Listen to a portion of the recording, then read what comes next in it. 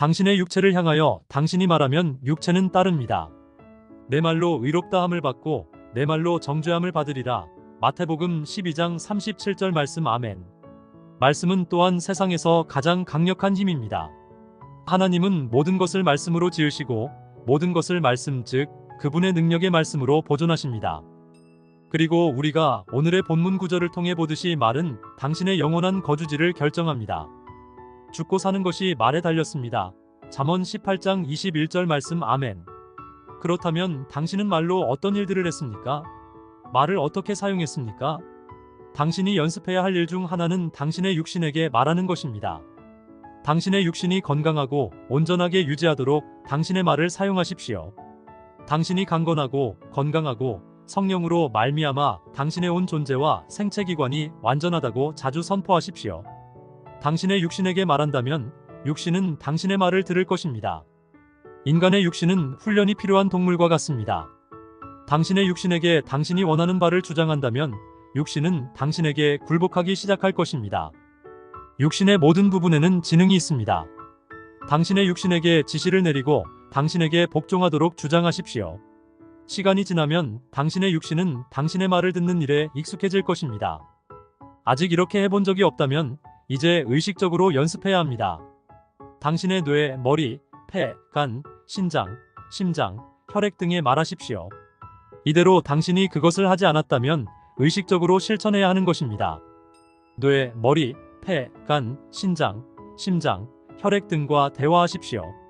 당신의 육신 중 어떤 부분이나 장기가 아프거나 문제가 있는 것 같다면 그것에게 치유되라고 말하십시오. 그러면 당신의 말을 따를 것입니다. 야고보서 3장이 말하는 바를 기억하십시오. 당신은 자신의 몸 전체를 말로 다스리고 길들일 수 있습니다. 우리가 다 실수가 많으니 만일 말에 실수가 없는 자라면 곧 온전한 사람이라 능히 온 몸도 굴레 씌우리라. 우리가 말들의 입에 재갈 물리는 것은 우리에게 순종하게 하려고. 이와 같이 혀도 작은 지체로 돼 큰 것을 자랑하도다. 보라, 얼마나 작은 불이 얼마나 많은 나무를 태우는가. 야고보서 3장 2절로 5절 말씀. 아멘. 당신의 육신에게 생명을 말함으로 건강을 유지하십시오. 성경은 온전한 혀는 생명나무라고 말합니다. 예수님을 죽은 자 가운데서 살리신 그 성령님께서 당신 안에 거하시고 당신의 육신에 생명을 주셨습니다. 그분께서 당신을 생명과 불멸에 이르게 하셨습니다. 자주 이렇게 선포하십시오. 성령님은 내 몸의 생명이십니다. 따라서 나는 아픔, 질병, 허약함, 이 세상의 요소로부터 자유합니다. 하나님을 송축합니다. 내 육신은 맥동하는 하나님의 생명으로 살아있고 충만합니다.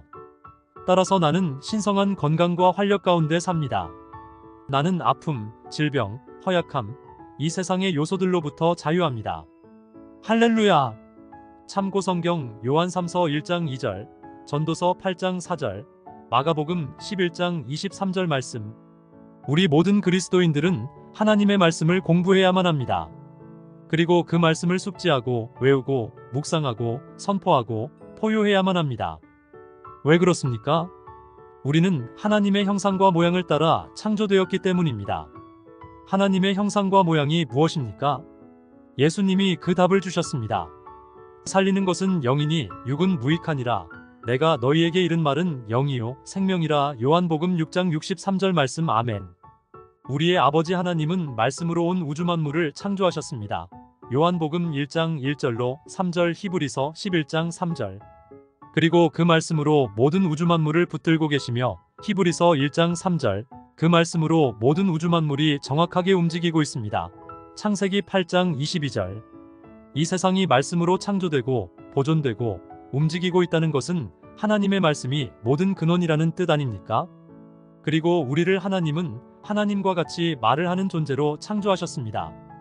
우리 입에서 나오는 말 그대로 우리는 인생을 살아가게 됩니다. 또한 그 말이 우리 인생의 질을 결정합니다. 당신은 지금 어떤 말을 하고 있습니까? 당신은 지금 어떤 생각을 하고 있습니까? 당신의 마음에 가득한 것이 입의 말과 생각의 그림을 만든다는 사실을 아십니까? 예수님은 공관복음에서 2번이나 강조하셨습니다. 마태복음 12장 34절로 35절, 누가복음 6장 45절. 그럼에도 불구하고 많은 그리스도인들이 하나님의 말씀을 말하기보다 세상의 말을 말합니다. 그리고 자신의 삶의 불이익을 해결하기 위해 하나님께 애걸복걸합니다. 과연 하나님의 말씀이 없는 기도의 구걸이 해결받고 있나요?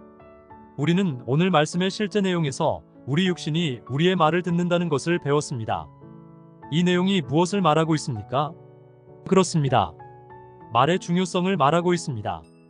그리고 우리의 입의 말이 영이요 생명 되시는 하나님의 말씀을 말한다면 육신은 당신의 말에 지배될 것이라고 설명하고 있습니다. 그렇지만 당신이 반대로 아픔과 질병과 허약함과 이 세상의 요소들에 지배당하고 있음을 말한다면 어떻겠습니까? 그리고 그 말들을 누가 좋아할까요? 사탄은 당신의 입의 말을 학수고대하고 있으며 그렇게 되도록 최선을 다합니다. 당신은 사탄에게 놀아나기를 바랍니까? 혹 지금도 질병과 병마로 인해 고통당하고 있는 사람이 있습니까? 그렇다면 당신은 의사와 약으로부터 치유를 바라고 있을 수 있지만 그것만으로 병 고침이 일어나지 않습니다. 당신은 당신의 입의 말과 생각이 바라보는 그림을 하나님의 말씀에 일치되도록 말하고 생각해야만 합니다. 꾸준하고 반복적으로 하나님의 말씀을 따라 치유를 선언하십시오.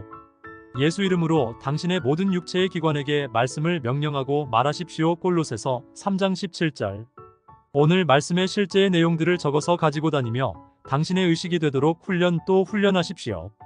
이것이 자신의 의식이 되기까지 다소 시간이 걸릴 수는 있지만 그것이 이루어진다면 당신은 하나님의 능력을 매 순간마다 삶 가운데 드러나게 할 것입니다.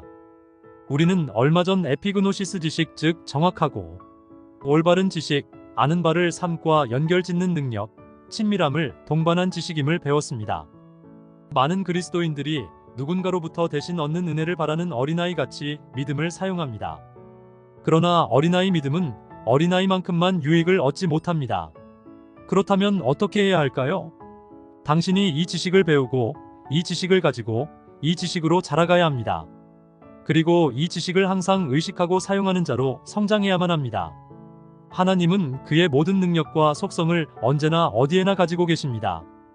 언제나 어디에나 계신 하나님과 같이 그분의 능력도 언제나 어디에나 있습니다.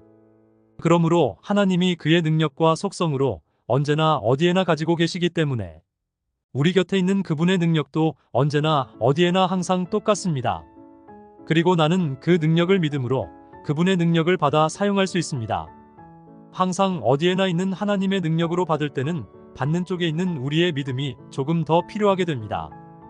우리는 능력이 있으면 치유가 일어난다고 믿습니다. 그러나 그렇지 않습니다. 믿음과 능력이 합해져야만 역사합니다. 어떻게 역사하게 한다고요? 하나님의 말씀의 지식을 사용함으로 가능합니다. 하나님의 말씀을 공부하고 의식하고 선언하고 선포함으로 그렇게 할 수 있습니다. 다시 한번 더 강조합니다. 하나님의 말씀에 대한 지식을 얻으십시오. 그리고 그 지식을 사용하십시오. 당신의 입의 말과 생각의 그림들이 말씀이 되게 하십시오. 그리고 하나님의 말씀이 당신의 삶이 되도록 말씀에 완전히 잠기십시오.